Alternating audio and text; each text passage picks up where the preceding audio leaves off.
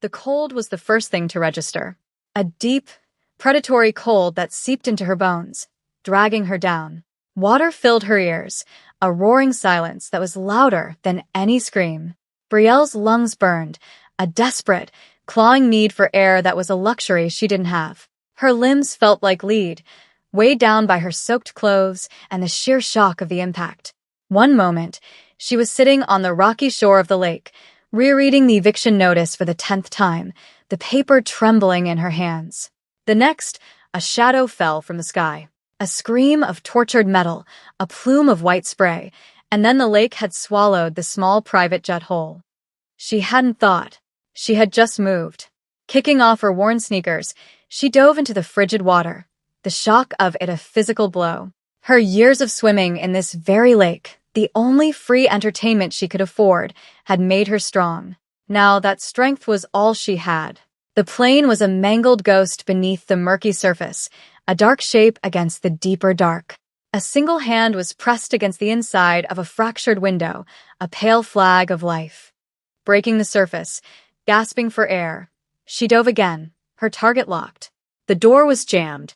She pulled, her muscles screaming in protest, the metal groaning. It gave with a sickening wrench. Inside, the cabin was a vortex of churning water and floating debris. Only one person was visible, a man slumped in his seat, his head bleeding from a gash near his temple. The water was rising fast. She fumbled with the seatbelt buckle, her fingers numb and clumsy. It finally released. He was heavy, a dead weight of muscle and fine tailoring. She wrapped her arms around his chest from behind, kicking for the surface, for life. The fight was brutal. Every inch was a victory against the pull of the sinking machine and the dead weight of the man in her arms.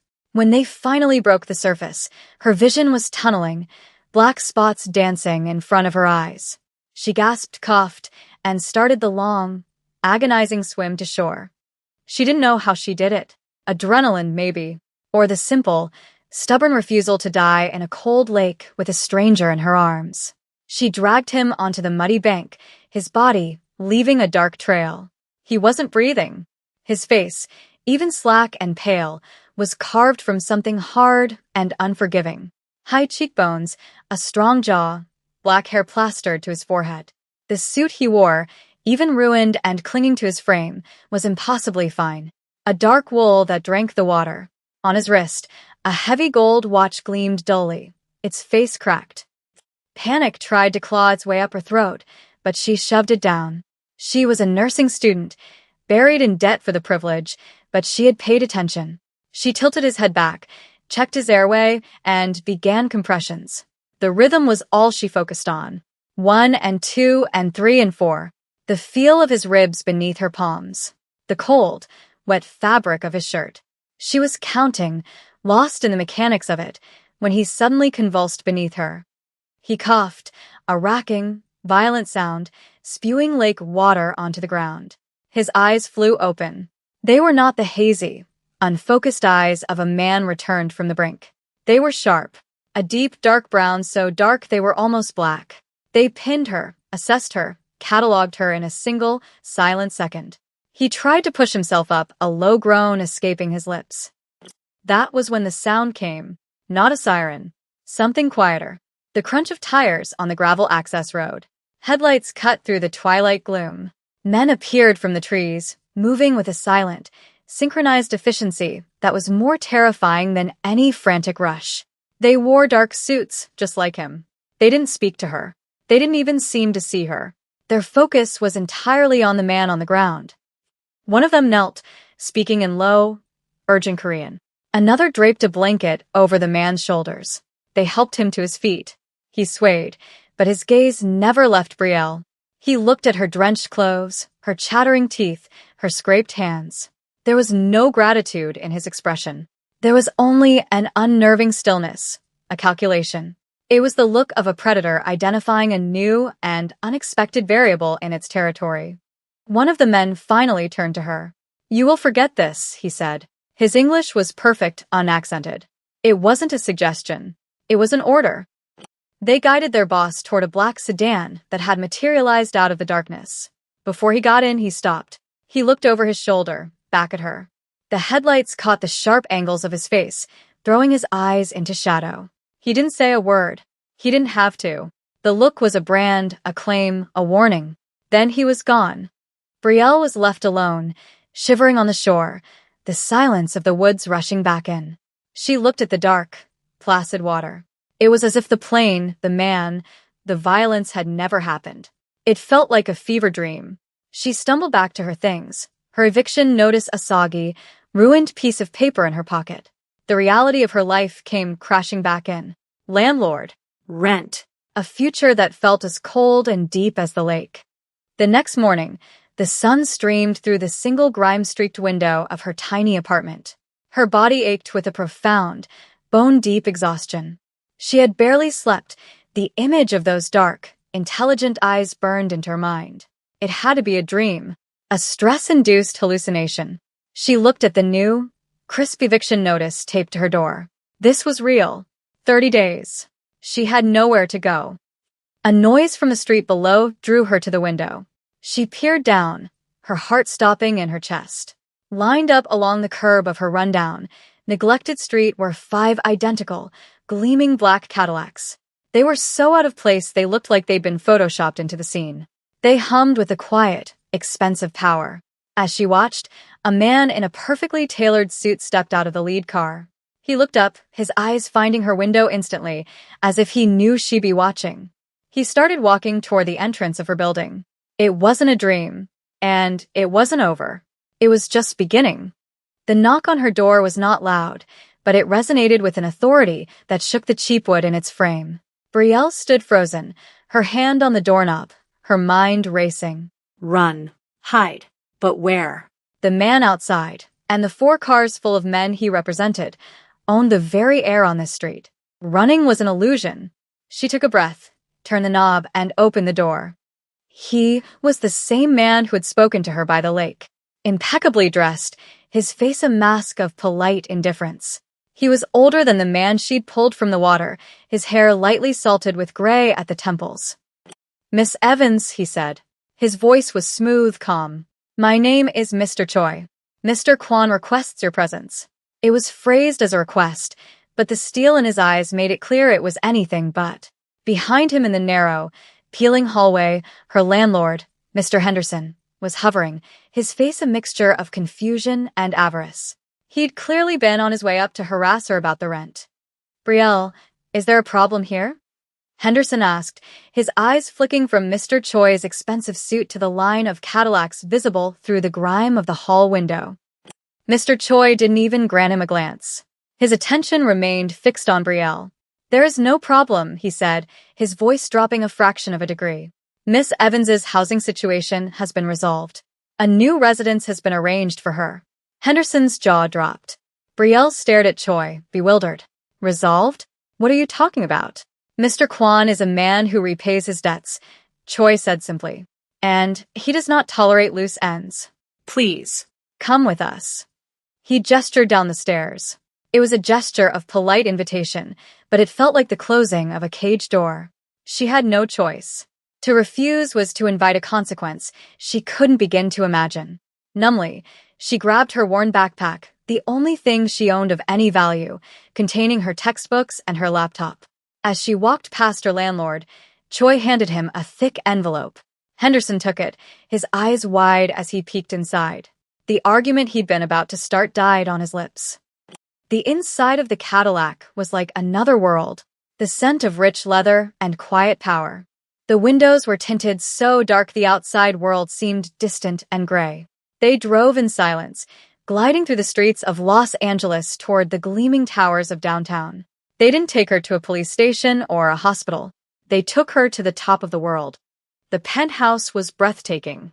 Floor-to-ceiling windows offered a panoramic view of the entire city, a sprawling kingdom of lights and concrete. The furniture was minimalist, expensive, and cold. Black leather, gleaming chrome, dark wood. It was less a home than a headquarters. And he was there, Kwon Ji-han. He stood by the window, his back to her, a glass of amber liquid in his hand. He was no longer the half-drowned man from the lake. He wore a charcoal gray suit that fit his broad shoulders perfectly, a crisp white shirt, no tie. A small, sterile bandage was taped near his temple, the only sign of the previous day's violence. He turned, and those same dark, assessing eyes landed on her.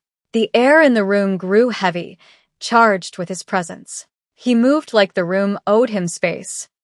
"Miss Evans," he said. His voice was a low baritone, smoother than his lieutenant's, but with an edge of gravel that hinted at something more dangerous. "Thank you for coming." "I wasn't aware I had a choice," she said, her voice steadier than she felt. A flicker of something, amusement, perhaps, crossed his face. "There are always choices. You simply made the correct one." He gestured to one of the leather sofas. "Please." She remained standing. "What is this? Why am I here?" He took a slow sip of his drink, his eyes never leaving hers. "The event yesterday," he began, "was not an accident. It was an assassination attempt by a rival organization. You are the only civilian witness. You saw my face. You are, through no fault of your own, a liability." The word hung in the air between them. Liability. Not a person. Not a savior. A problem to be managed. "So you kill me? Is that it?" The words were out before she could stop them, blunt and unafraid. He actually smiled then, a small, cold twist of his lips. "That would be the simplest solution, but it would be poor repayment for the service you rendered." "I do not leave my debts unpaid." He set his glass down on a marble coaster with a quiet click. "You saved my life, Brielle Evans. Therefore, your life now belongs to me. You will stay here, under my protection, until the threat against me is eliminated. You will be provided with everything you need. In return, you will not leave. You will not contact anyone. You will, for all intents and purposes, cease to exist." It was a prison sentence delivered in the most luxurious suite she had ever seen. The city sprawled below them, a world she could see, but no longer touch. Her college classes, her part-time job, the meager life she had been fighting so hard for, all of it erased in an instant. Days bled into a strange, sterile routine. She had a suite of rooms to herself, clothes that appeared in her closet, simple, elegant pieces in muted colors that were more expensive than anything she had ever touched. Books she had only dreamed of affording were stacked on her nightstand. Meals were served by a silent housekeeper. It was a gilded cage, and Quan Jihan was its ever-present, watchful warden. He was rarely there during the day, but at night, he would return. He would sit in the living area, working on his laptop or taking quiet, intense calls in Korean. He never spoke to her about his business, but she watched him. She saw the way his men deferred to him, the absolute authority in his stillness. He commanded his empire not with shouts, but with silence. One evening, she found him staring at a small, silver-framed photograph on a side table. It was the only personal item in the entire penthouse. She had noticed it before, a picture of a smiling young woman with bright eyes and a cascade of dark hair. He didn't seem to notice Brielle's approach until she was standing a few feet away. He picked up the frame, his thumb tracing the edge of the glass. His face, usually an unreadable mask, was clouded with something that looked like pain. "She was my fiancée," he said, his voice flat and devoid of emotion. It was more chilling than any anger. "Her name was Monsieur." He paused, his jaw tight. A rival thought he could use her to control me. He miscalculated. But his men were careless. She was caught in the crossfire. He looked from the photo to Brielle, and his eyes were cold, dead things. She died because an outsider, a civilian driver, saw something he shouldn't have. He panicked. He drove the car off the road during the chase. He lived. She did not. He placed the frame back down with surgical precision. I learned a valuable lesson that day. There is no room for variables. There is no room for outsiders. I will not make that mistake again. She understood then. This wasn't just about protecting a witness. This was about him controlling a wound. She was a ghost, a reminder of a failure he could never outrun. His protection felt less like a shield for her and more like a cage for his own past. The illusion of safety was shattered a week later. A news report flickered on the massive television screen in the living area. It was a local segment about the plane crash. The official report had been released. Pilot error due to a sudden mechanical failure. The anchor spoke with practiced solemnity. Jihan, who had been pouring himself a drink, went still. He turned the television off with the remote, plunging the room into silence. They control the police, he said, more to himself than to her. They control the media. He turned to face her, his expression grim. This is not over. They are closer than I thought. The threat was no longer an abstract concept. It was a living, breathing thing that could twist reality to suit its needs, and it was hunting for him. A few nights later, a fire alarm blared through the building, a shrill, piercing sound that cut through the quiet luxury of the penthouse. Red lights flashed along the hallways. An automated voice instructed residents to evacuate via the stairwells. Jihan's men, including Mr. Choi, moved instantly, a flurry of controlled, professional panic. Their first priority was Jihan. They flanked him, guns drawn beneath their jackets, moving him toward a secure exit. In the chaos, no one was watching Brielle. She saw her chance, a clear path to a different emergency exit away from them. Freedom. She could disappear into the screaming crowds, melt back into the city. She could run. Her feet carried her a few steps down the hall before she stopped. She looked back. Amidst the flashing lights and the movement of his men, Kwon Jihan was standing perfectly still, and he was watching her. He knew. He could see the choice laid out before her, the open door to her old life. He didn't move to stop her. His face was unreadable, but his eyes held a question. She thought of the eviction notice, of the gnawing, constant anxiety of her poverty, of a life spent running just to stand still. Then she thought of the photograph of Min Seo and the raw, controlled pain in his voice. She thought of the man who saw her not as a hero, but as a variable he had to control, a ghost he had to contain. Deliberately, she turned away from the exit. She walked back through the chaos, back toward him and his men, her steps sure and steady. She stopped before him, meeting his gaze. The alarm continued to shriek around them. Later, after it was declared a false alarm, a minor kitchen fire on a lower floor, the silence of the penthouse felt different, deeper.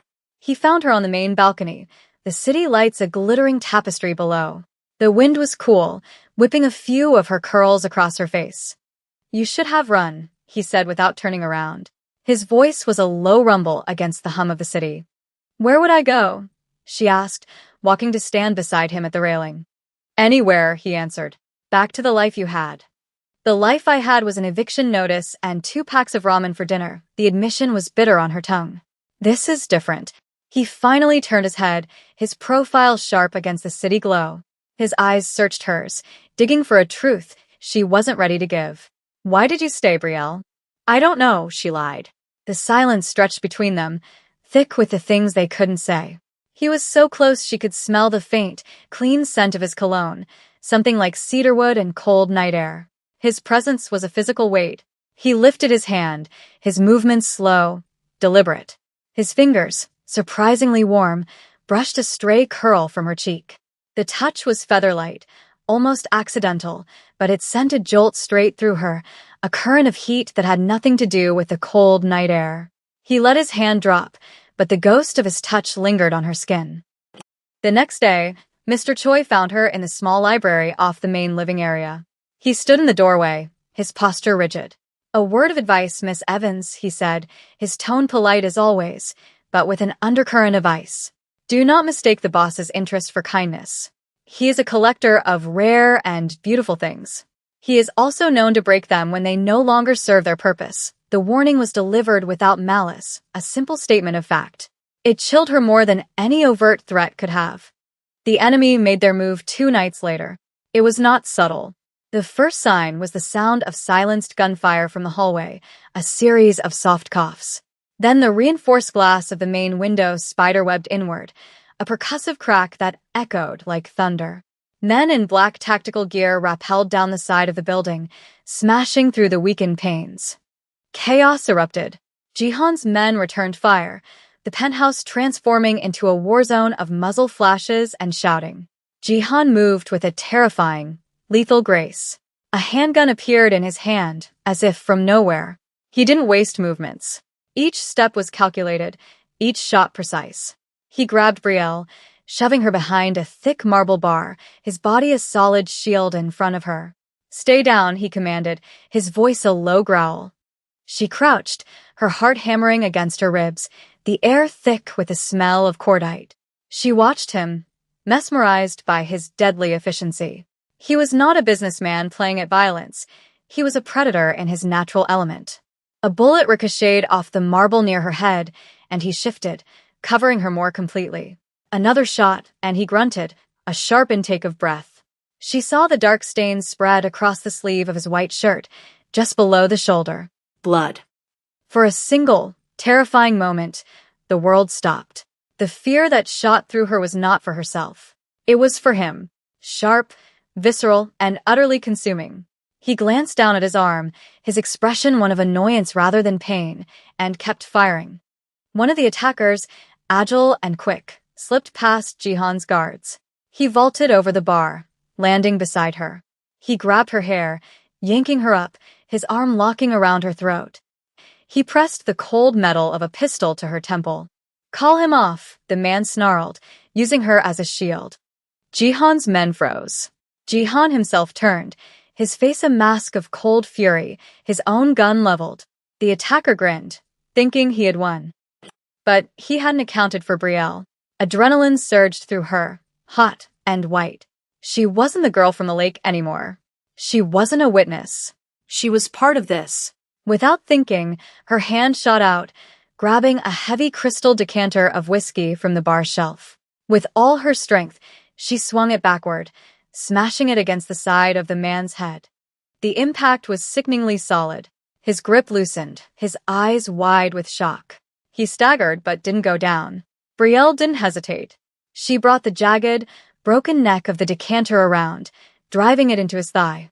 He screamed, a raw, agonized sound, and collapsed, clutching his bleeding leg. The room fell silent except for the man's pained whimpers. Jihan's men subdued him in an instant. Brielle stood there, breathing heavily, the broken decanter still clutched in her hand. Her knuckles were bleeding where a shard of glass had sliced them. She looked down at the man on the floor, then at her own hands. She had just crossed a line she could never uncross. The act of violence hadn't felt heroic. It had felt necessary, instinctual. Jihan walked toward her, his eyes unreadable. He looked at the downed man, then at her. Something shifted in his gaze, a flicker of dark approval, of recognition. He gently took the broken glass from her hand, his fingers brushing against her bloody ones. Later, after the bodies had been removed and the mess was being silently and efficiently erased by a cleanup crew, she found the first aid kit. He sat on the edge of the sofa, having shed his ruined jacket, and allowed her to clean and stitch the bullet graze on his arm. Her nursing school skills came back to her, her hands moving with a focus that belied their slight tremble. He was completely still, watching her face, not the needle. The silence in the room was a living thing. "You saved my life," she said, her voice barely a whisper. "At the lake. And you saved mine tonight," he replied, his voice a low murmur. She finished the last stitch, her fingers brushing his skin. The heat was still there, a low thrum of awareness between them. "I told myself," he said, his voice so quiet she had to lean closer to hear, "that keeping you here was a tactical necessity. A way to control a dangerous variable." He met her eyes, his gaze intense, stripping away all her defenses. "It is no longer just a necessity, Brielle." He said her name, and the sound of it was different. It wasn't just a label. It was a brand, a claim, an admission of something far more dangerous and binding than love. It was a confession of possession. The rival organization, led by a man named Park Min-jun, was wounded but not broken. The failed assault on the penthouse had made them desperate. They changed tactics. They couldn't get to the king, so they would target the thing he sought to protect. A few days later, Mr. Choi brought Jihan a tablet. His face was grim. Jihan took it, his eyes scanning the screen. His entire body went rigid, a stillness that was more violent than any outburst. He turned the screen toward Brielle. It was a picture of her old apartment building. A grainy telephoto shot. There was a red circle drawn around her former window. Beneath it, a simple line of text. "We know where your weakness lives." The message was unmistakable. They weren't targeting her because she was a witness anymore. They were targeting her because she was his. The danger had become personal, a blade aimed directly at her to pierce him. The plan was simple, and it was his. A meeting. A final confrontation to eliminate Park Min-joon and dismantle his operation. Jihan had chosen the location, an abandoned warehouse district by the docks. It was a trap, and he was the bait. "You will remain here," he told Brielle, his voice leaving no room for argument. "The penthouse is secure. You will be safe." She stood up from the sofa, her hands clenched at her sides. No. He turned to her slowly, one eyebrow raised in disbelief. "This is not a negotiation." "The hell it's not," she shot back, her fear eclipsed by a cold, hard certainty. "That message wasn't about you. It was about me. They think I'm your weakness. If I'm not there, what makes you think Park will even show up? He won't risk walking into your trap unless he thinks he can get to me." His face hardened into granite. "I will not risk you. That is absolute." "You're not risking me," she insisted, stepping closer, forcing him to meet her eyes. "You're using me. I am the bait. Let me be the bait." She saw the war in his eyes, the cold tactician battling the man who had lost someone once before. "I'm not Minessio," she said, the name a stone between them. "I'm not fragile, and I am not the same girl you pulled from a lake." "I will not lose you," he said, the words raw, torn from a place deep inside him he kept locked away. "You won't," she promised, her voice softening, "because we're going to do this my way." The warehouse smelled of rust, salt, and decay. Jihan had men in position, hidden in the shadows, but the main floor was left intentionally empty. He stood in the center, a solitary figure under a single bare bulb. Brielle was hidden in a small office overlooking the floor, a vantage point they had agreed upon. He had given her a small radio. Park arrived with more men than anticipated. He wasn't stupid. He strode into the light, his eyes scanning the empty space. "Kwon Jihan," he sneered. "Alone?"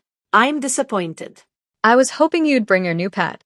"She is not your concern," Jihan said, his voice lethally calm. "Oh, but she is," Park laughed. "A man like you doesn't keep a stray unless she means something.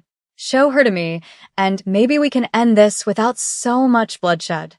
That was her cue. Brielle keyed the radio. Now. It wasn't a fire she started. It was a diversion. A series of small, remote-triggered smoke emitters she had helped one of Jihan's tech experts devise. Thick, non-toxic smoke began to billow from vents near the ceiling, obscuring sightlines and creating chaos.